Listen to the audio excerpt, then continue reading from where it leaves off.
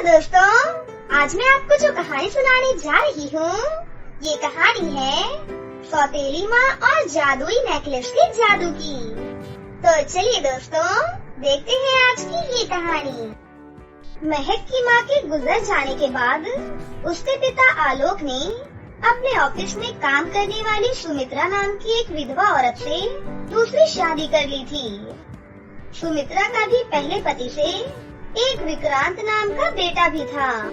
बेटी महक, ये तुम्हारी नई माँ है और ये तुम्हारा छोटा भाई विक्रांत। आज से हम सभी लोग एक साथ मिलजुल कर रहेंगे। बेटी, भले ही मैंने तुम्हें जन्म नहीं दिया, लेकिन मैं तुम्हारी माँ ही हूँ। तुम मुझे माँ कहकर बुला सकती हो। लेकिन महक कुछ भी नहीं बोलती और गुस्से में आकर अपने कमरे में चली जाती है। देखा आपने, चाहे हम उसे कितना भी प्यार क्यों न दे दें, लेकिन वो हमें पराया ही समझेगी। इधर महक अपने कमरे में बैठकर अपनी माँ को याद करके रोने लगी। वहीं दूसरी ओर सुमित्रा मन ही मन बोली, बड़ी मुश्किल से मेरी आलोक से शादी हुई है और बहुत जल्द सारी प्रॉपर्टी भी मैं अपने नाम करवा लूंगी। लेकिन इस लड़की की वजह से मैं यहाँ चैन से नहीं रह पा रही हूँ। इसे देखकर मेरे पूरे तन बदन में आग लग जाती है। जल्दी ही कुछ करके इसे इस घर से भगाना होगा। सुमित्रा के मन में महक के लिए कूट कूट कर नफरत भरी हुई थी, लेकिन आलोक के सामने वो महक से प्यार से बात करने का नाटक किया करती थी। सुमित्रा का बेटा विक्रांत भी वही करता था जैसा कि उसकी माँ उसे करने को कहती थी। ऐसे ही एक दिन आलोक हॉल में बैठकर चाय पी रहे थे। तभी विक्रांत उनके पास आ गया और बोला, पिताजी, मुझे स्कूल से ड्राइंग का प्रोजेक्ट मिला था। मैं महक दीदी की मदद लेने उनके कमरे में गया तो दीदी ने मेरी प्रोजेक्ट फाइल ही फाड़ दी। अरे बेवकूफ, इतनी सी बात पिता को बताने की क्या जरूरत थी? और आप भी इसकी बातों की ओर ज्यादा ध्यान मत दीजिए। छोटी बच्ची है बेचारी महक, उसे थोड़ा वक्त लगेगा हमें अपनाने में। अभी अभी तो उसने अपनी माँ को खोया है ना। फिर एक दिन सुमित्रा महक के लिए नाश्ता लेकर उसके कमरे में जाती है। बेटी महक, कहाँ हो तुम? देखो, मैं तुम्हारे लिए गर्मा गर्म नाश्ता लेकर आई हूँ। जल्दी से खाओ बेटा। लेकिन उस समय महक बाथरूम में नहा रही थी। इसी मौके का फायदा उठाकर सुमित्रा ने खाने की प्लेट कमरे से बाहर फेंक दी और बाहर आकर नाटक करके बोली, अरे ये क्या कर दिया तुमने बेटी? खाने का ऐसे अनादर नहीं करते हैं। खाने की प्लेट कमरे से बाहर गिरी हुई देखकर महक के पिता को बहुत गुस्सा आया और वो महक को डांटने के लिए उसके कमरे में जाने लगे।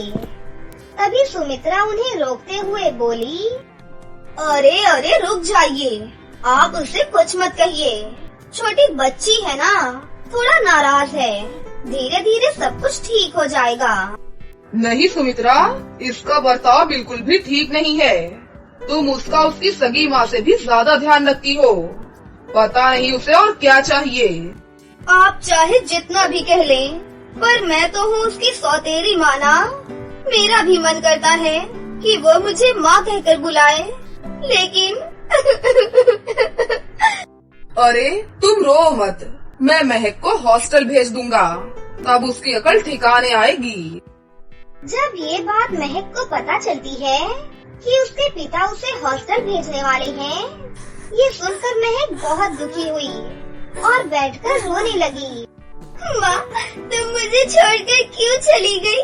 तुम मुझे भी अपने पास बुला लो ना माँ, मैं अब और यहाँ नहीं रहना चाहती हूँ। ये कहते हुए महक रोते रोते सो गई और फिर उसके सपने में उसकी माँ आई और उससे बोली, बेटी महक, तुम बिल्कुल मत रोना। तुम्हें रोता देख मुझे बहुत तकलीफ होती है बेटी। तुम हमेशा खुश रहना। मैं हूँ ना तुम्हारे पास, मैं हमेशा तुम्हारे साथ रहूंगी। मैं तुम्हें एक जादुई नेकलेस दे रही हूँ। इसे तुम हमेशा अपने पास रखना। जब सुबह महक नींद से जगी तो उसने देखा कि सचमुच एक जादुई नेकलेस उसके पास रखा हुआ है, जो कि उसकी माँ ने सपने में उसे दिया था। वो दिखने में बहुत ही सुंदर था। अरे, मैं तो सपना देख रही थी। माँ को सपने में देखकर मुझे बहुत अच्छा लगा। अब मैं बिल्कुल भी नहीं रोऊंगी, क्योंकि माँ हमेशा मेरे साथ है। उनका दिया हुआ जादुई नेकलेस भी मेरे पास ही है। अब मैं हमेशा खुश रहूंगी। फिर महक अपनी माँ के दिए हुए जादुई नेकलेस को अलमारी में रखने लगी।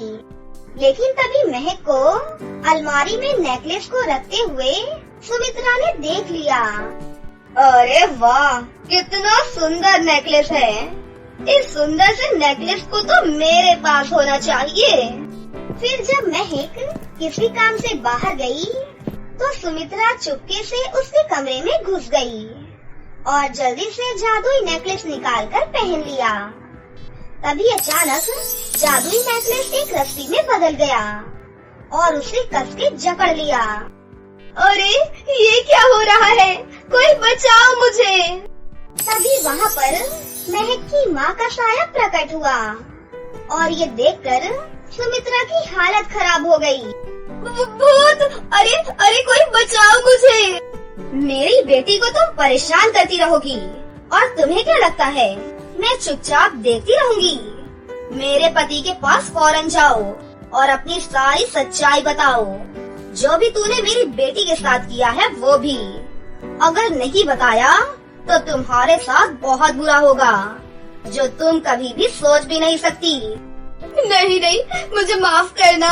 मैं अभी जाकर उन्हें सारी सच्चाई बताती हूँ। पहले मुझे आजाद तो कर दो। फिर अचानक से रस्सी वापस जादुई नेकलेस में बदल गई और अपने आप अलमारी में जा पहुँची। ये सब देखकर सुमित्रा बहुत डर गई और तुरंत जाकर आलोक को सारी सच्चाई बता दी, जिसे सुनकर आलोक बहुत ही गुस्सा हो जाता है और बोलता है, तुम कैसी औरत हो? सौतेली माँ आखिर सौतेली माँ ही होती है, ये तुमने साबित कर दिया। मैं तुम्हारी बातों में आकर अपनी बेटी को अपने से दूर करने का सोच लिया था। तुम जैसी औरत को तो धक्के मार कर घर से बाहर निकाल देना चाहिए। नहीं नहीं, मुझे माफ कर दो, वरना मैं और मेरा बेटा कहाँ जाएगा? आपके सिवा हमारा इस दुनिया में और कौन है? मुझे सबक मिल चुका है, मुझे माफ कर दीजिए।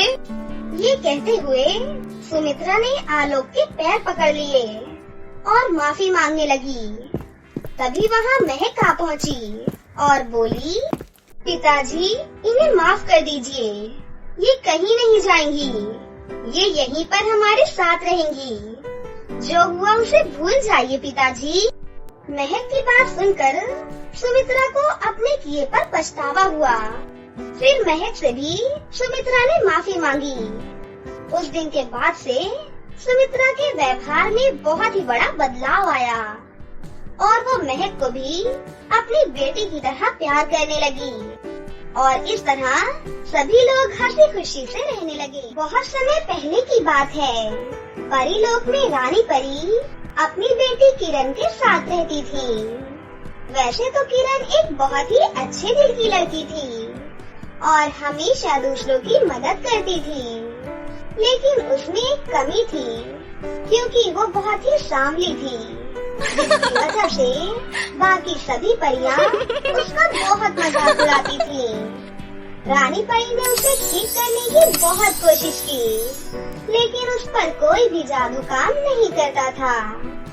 ऐसे ही एक दिन वो पृथ्वी लोक पर घूमने के लिए जाती है और वो पृथ्वी लोक पर घूम रही होती है कि तभी उसे रवि नाम का एक खूबसूरत लड़का दिखाई देता है और उसे पहली ही नजर में रवि से प्यार हो जाता है।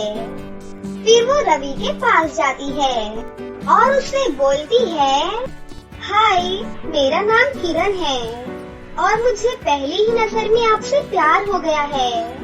क्या आप मुझसे शादी करोगे?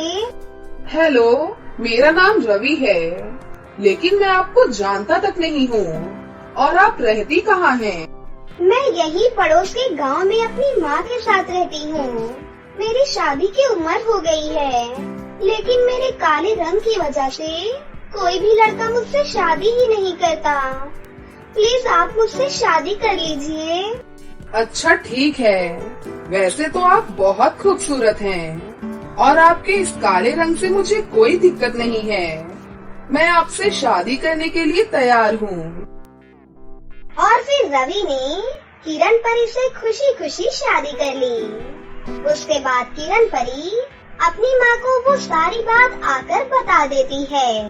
पर बेटा, तुमने शादी क्यों कर ली, वो भी पृथ्वी लोक पर, और मुझे कुछ बताया भी नहीं। माँ मैं क्या करती माँ, परी लोक की सभी परियों की बातों से मैं बहुत ज्यादा परेशान हो गई थी। इसीलिए मैंने सोचा कि मैं रवि से शादी करके उनके साथ हंसी खुशी पृथ्वी लोक पर ही रहूंगी। और वो बहुत अच्छी है माँ, और उन्हें मेरे काले रंग से कोई भी दिक्कत नहीं है माँ। वो तो ठीक है बेटा, पर क्या तुम्हें पता नहीं कि परी लोक का नियम है कि अगर कोई परी पृथ्वी लोक के इंसान से शादी करेगी तो उन्हें अपनी सारी जादुई शक्तियाँ वापस देनी पड़ेंगी और वो एक साधारण इंसान बन जाएंगी। कोई बात नहीं माँ, आप मेरी सारी जादुई शक्तियाँ वापस ले लीजिए और मुझे एक साधारण इंसान के रूप में बदल दीजिए।